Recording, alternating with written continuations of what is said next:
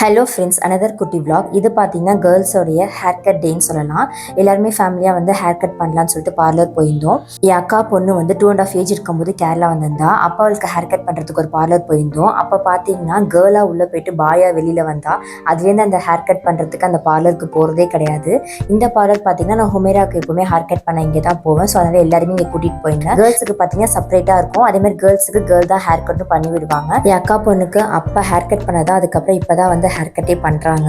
என் அண்ணா பொண்ணு அக்கா பொண்ணு 2 பேருக்குமே வந்து ஹேர் லாங்காக இருக்கும். ஜஸ்ட் 2 பேருக்கு வந்து ட்ரிம் பண்ணிட்டு ஹேர் வாஷும் பண்ணோம். அதே மாதிரி நானும் என் அக்கா வந்து லேயர் கட் பண்ணியிருந்தோம். ஹுமேராக்கு ஹேர் கட் பண்ண முடியல, டைம் ஆயிடுச்சு. ஸோ அங்கேருந்து பார்த்தீங்கன்னா பக்கத்தில் கேக் வேர்ல்டுன்னு சொல்லிட்டு ஒரு கேக் ஷாப் இருந்தது. அங்கே போயிட்டு கேக்கு, காஃபி, அப்புறம் கொஞ்சம் ஸ்நாக்ஸ் எல்லாமே சாப்பிட்டுட்டு அக்கா வந்து ட்ரெண்ட்ஸ் போகணும்னு சொன்னாங்க. ஸோ ட்ரெண்ட்ஸ் போயிருந்தோம்.